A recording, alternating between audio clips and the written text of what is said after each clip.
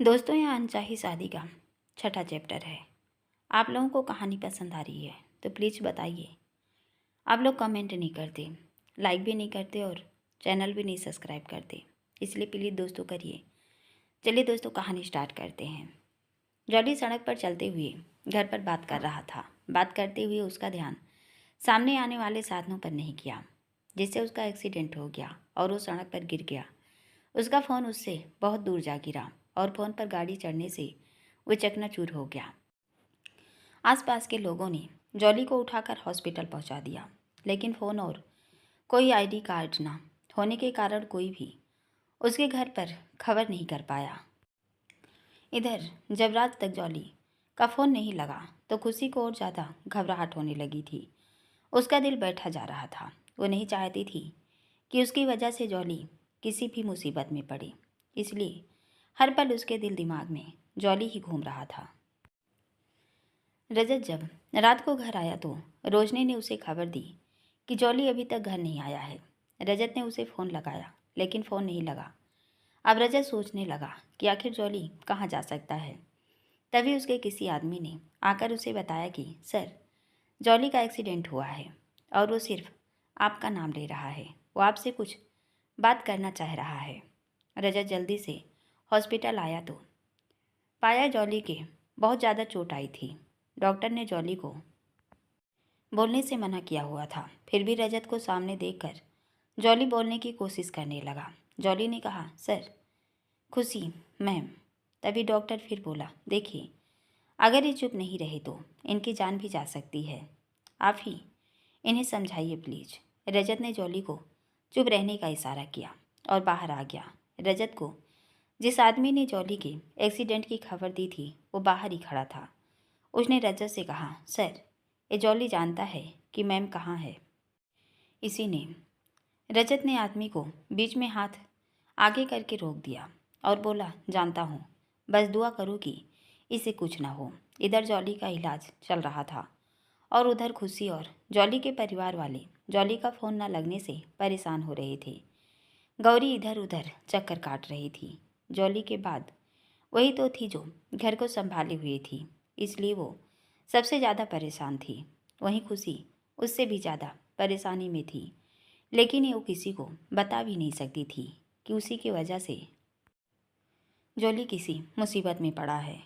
खुशी यही सोच रही थी कि रजत ने ही जॉली के साथ कुछ किया होगा या करवाया होगा, इसलिए खुशी ज़्यादा परेशान थी और अब वो वापस आने का सोच रही थी।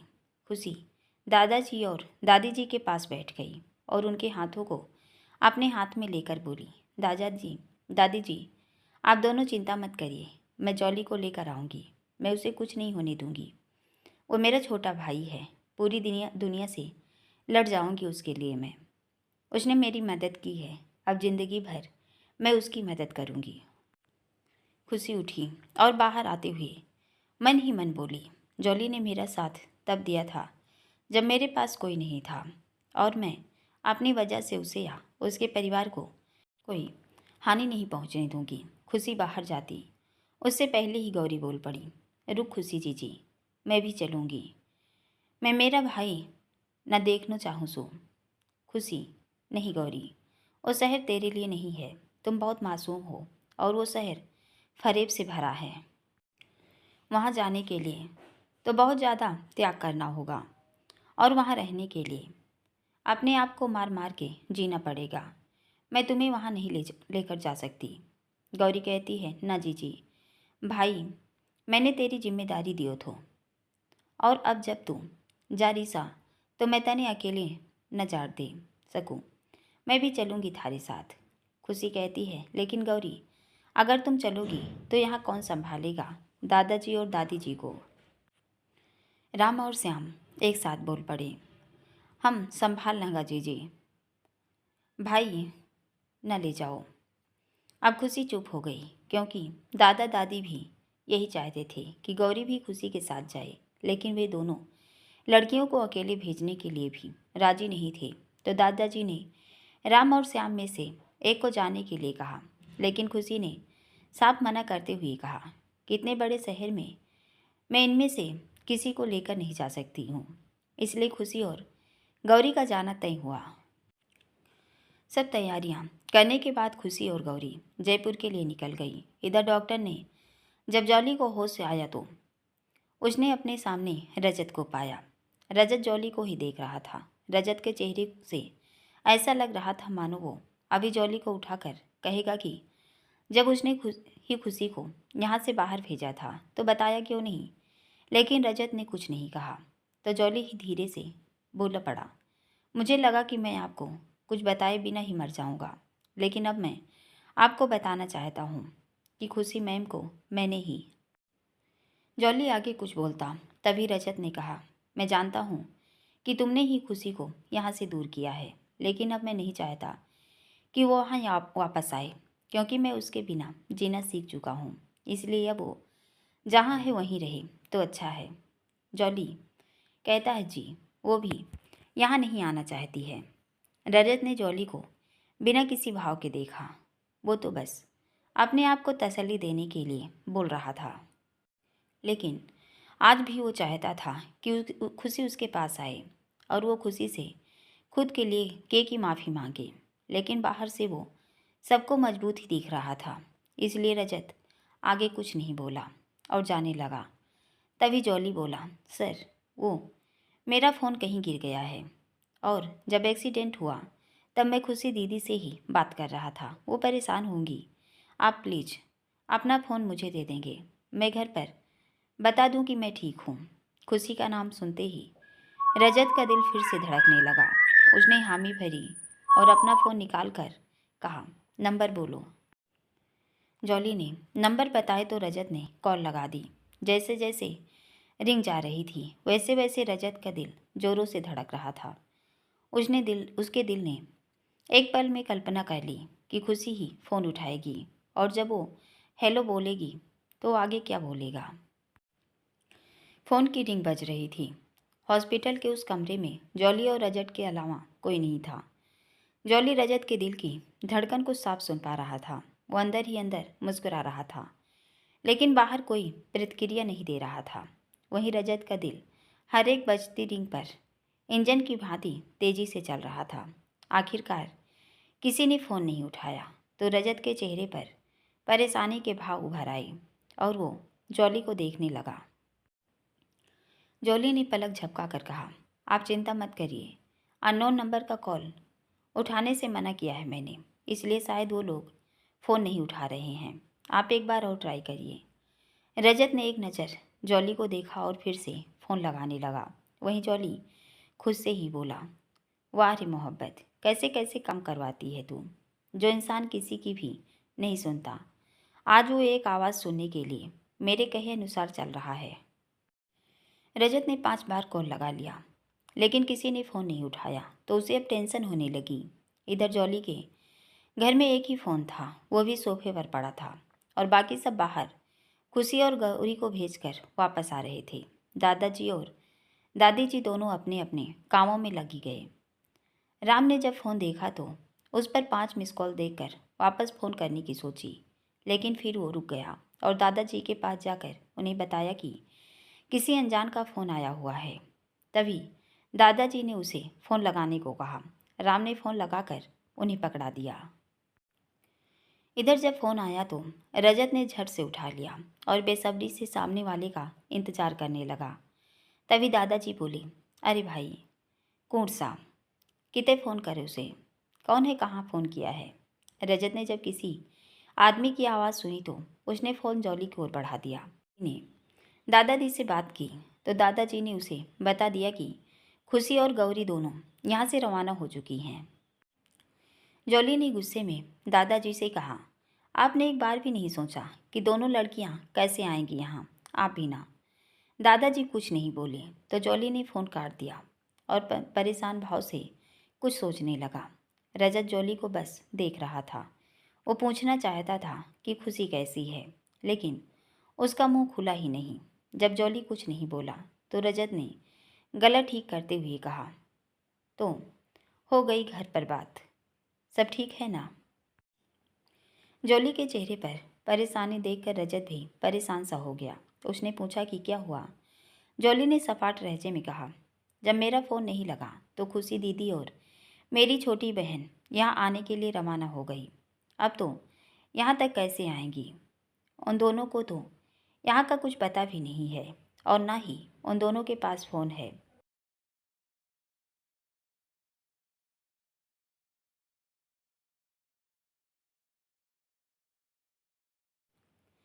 जॉली ने उदास होकर कहा, मुझे नहीं पता। मैंने तो ट्रेन में बैठाया था खुशी दीदी को, लेकिन मुझे बहुत डर लग रहा है सर। दोनों लड़कियां बहुत मासूम हैं, प्लीज़ कुछ कीजिए।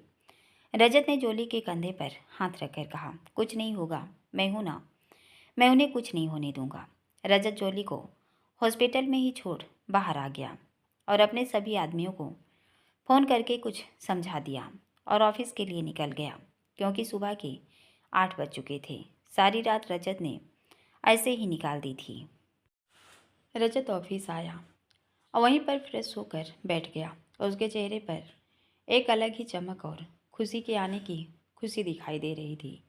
रजत लैपटॉप लेकर बैठा, लेकिन उसका मन काम में नहीं लगा। ऑफिस के लोग आने शुरू हो गए थे। रजत ने लैपटॉप को एक ओर रखा और कल्पनाओं की दुनिया में खो गया। खुशी ट्रेन से उतरी तो सामने रजत को देखकर उसके चेहरे पर चमक आ गई। वो रजत की ओर बढ़ रही थी। जैसे जैसे खुशी रजत की ओर बढ़ रही थी, वैसे वैसे रजत के दिल की धड़कन बढ़ रही थी। खुशी के चेहरे को देखकर रजत के दिल में सुकून की लहर दौड़ गई।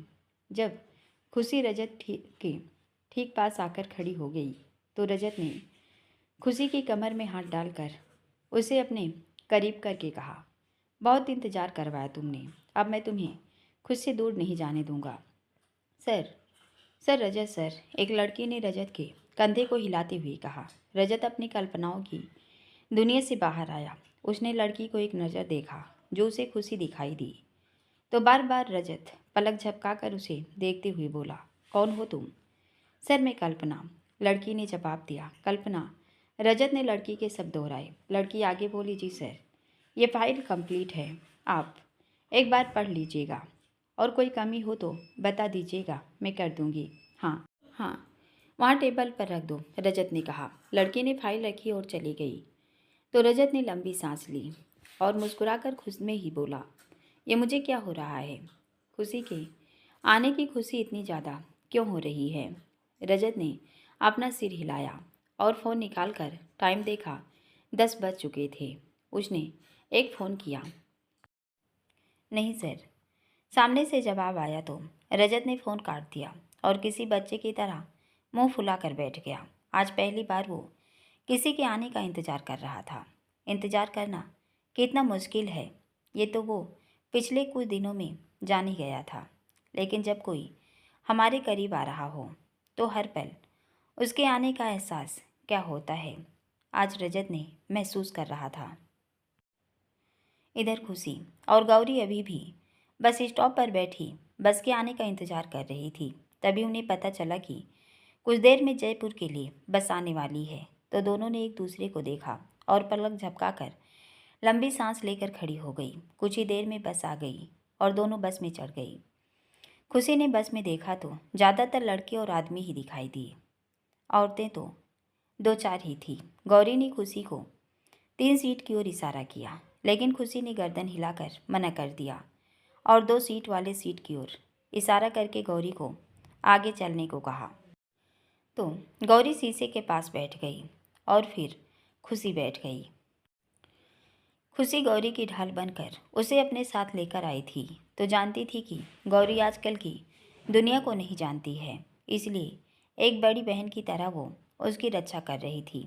4 घंटे के सफ़र के बाद दोनों लड़कियां जयपुर पहुंच गई थी, लेकिन अभी वे बस में ही थी। खुशी भी नहीं जानती थी कि उसे कहाँ जाना चाहिए और किसकी मदद लेनी चाहिए, इसलिए वो अंदर ही अंदर बेचैन थी। साथ ही वो ये भी जानती थी कि रजत ने अपने आदमियों को भी शहर के हर कोने में खड़ा कर रखा होगा।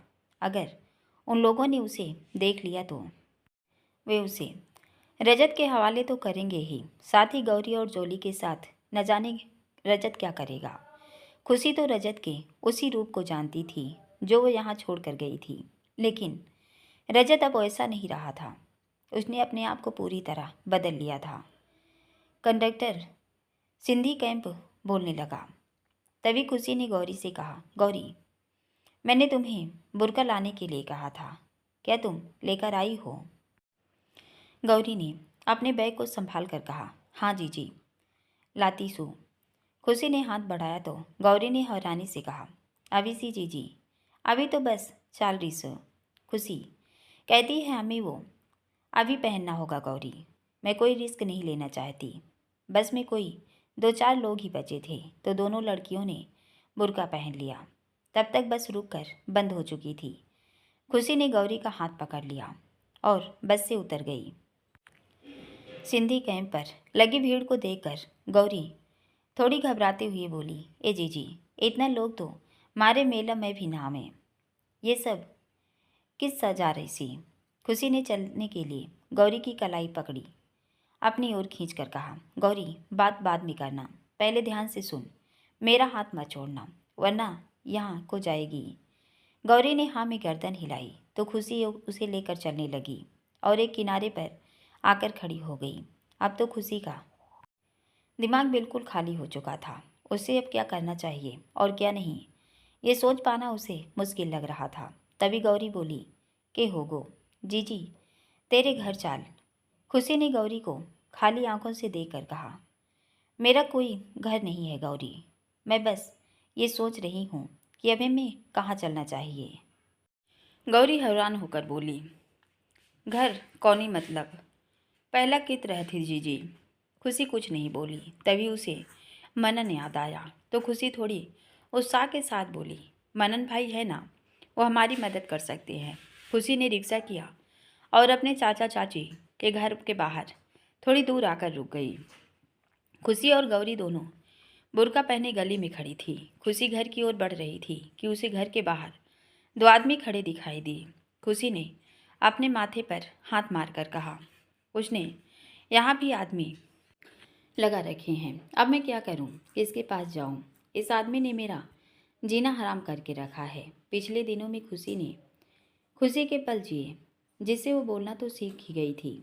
इसलिए खुशी ने गौरी को कुछ समझाया और दोनों लड़कियां घर के बाहर खड़े आदमियों की ओर बढ़ गई। इधर रजत ऑफिस में खाली बैठा था और सोच रहा था कि खुशी से मिलने की खबर आए और वो यहाँ से रवाना हो। लेकिन जब कोई फ़ोन नहीं आया तो वो गाड़ी लेकर सड़क पर निकल गया और खुद खुशी को ढूंढने चल दिया। रजत ने ये सब आदमियों को फ़ोन कर दिया था लेकिन खुशी की कोई खबर नहीं थी, इसलिए वो उदासी और गुस्से से भरने लगा था। लेकिन वो कर भी क्या सकता था। तभी मनन की कॉल आई। मनन भी लगातार रजत के कांटेक्ट में था। जब से उसे पता चला था कि खुशी आ रही है तब से वो रजत को फ़ोन कर रहा था। रजत अब इरिटेट हो चुका था, इसलिए अब उसने किसी का फ़ोन नहीं उठाया और गुस्से में सड़क पर गाड़ी चलाते हुए हर एक लड़की का चेहरा देखने लगा।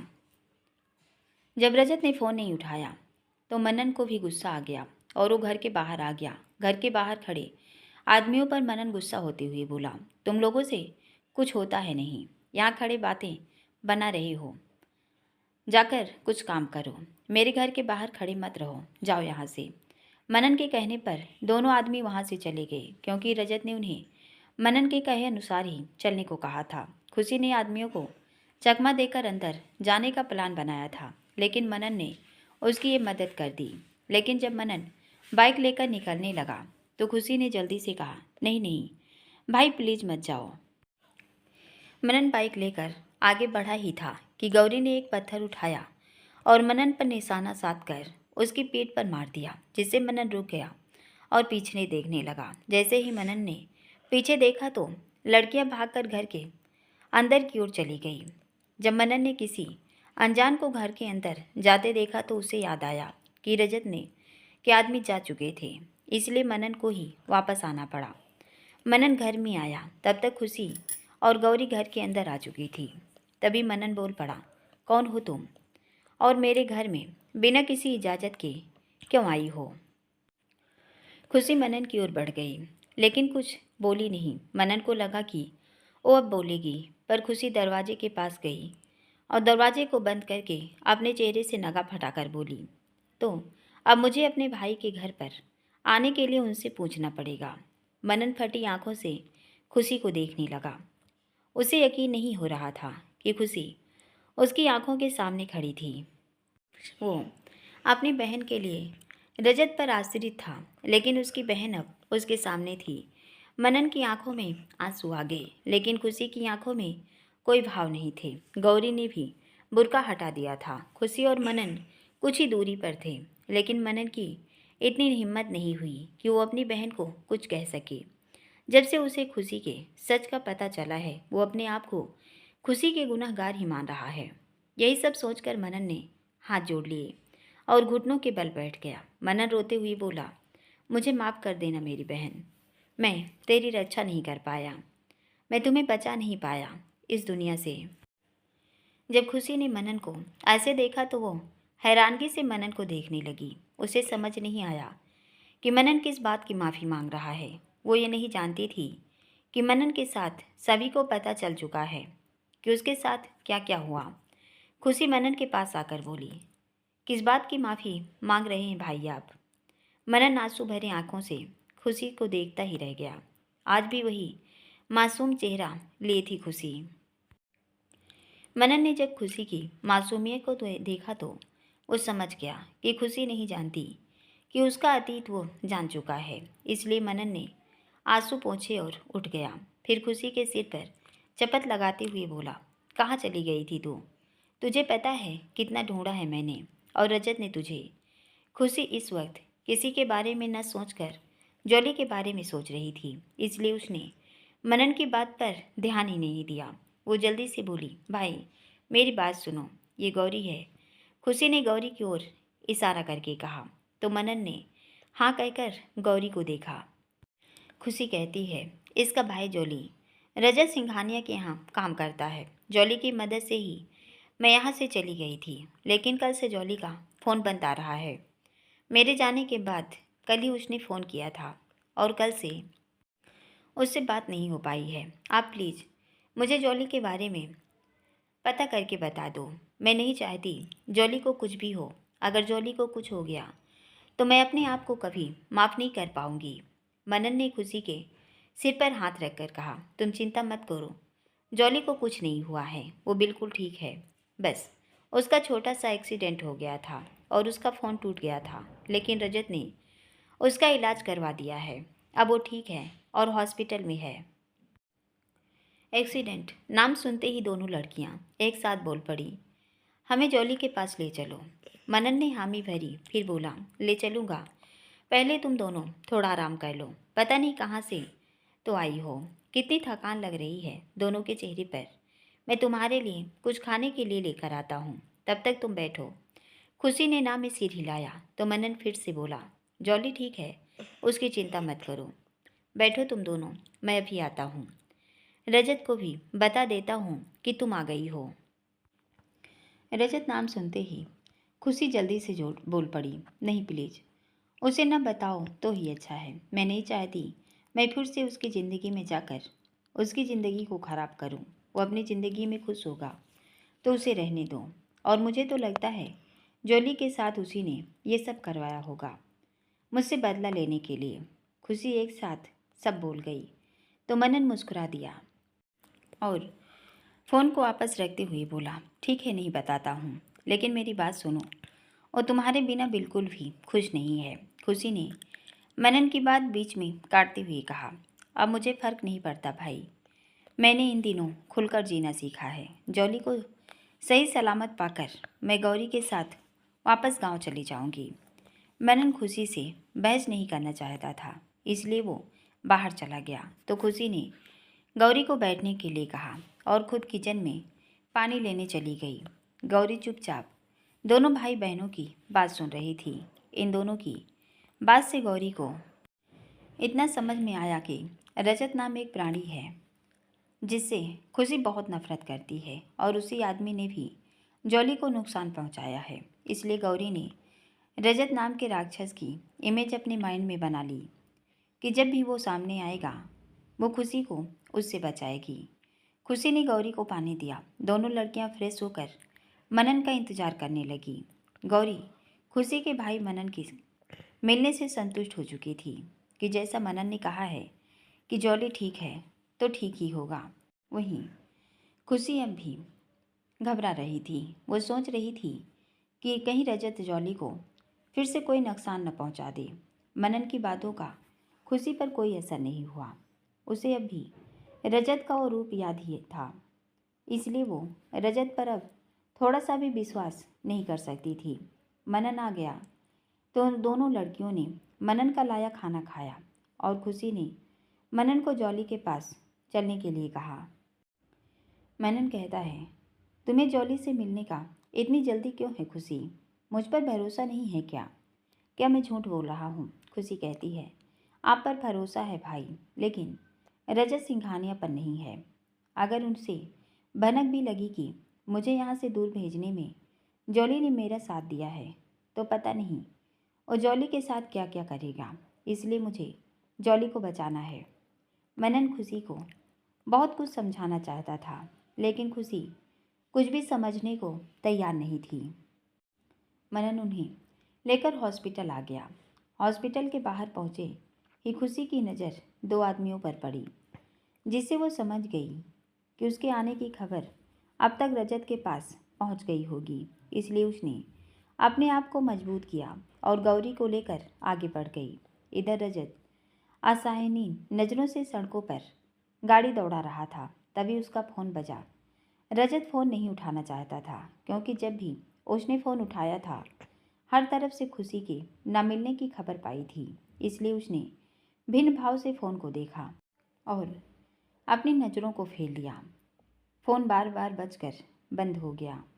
तभी एक मैसेज आया, जिससे रजत की नज़र अचानक स्क्रीन पर चली गई। स्क्रीन पर मैसेज में लिखा था, सर मैम हॉस्पिटल आई हैं, प्लीज़ फ़ोन उठाइए। रजत ने उड़ती सी नज़र से मैसेज पढ़ा था, लेकिन उसके दिल की धड़कन बढ़ चुकी थी।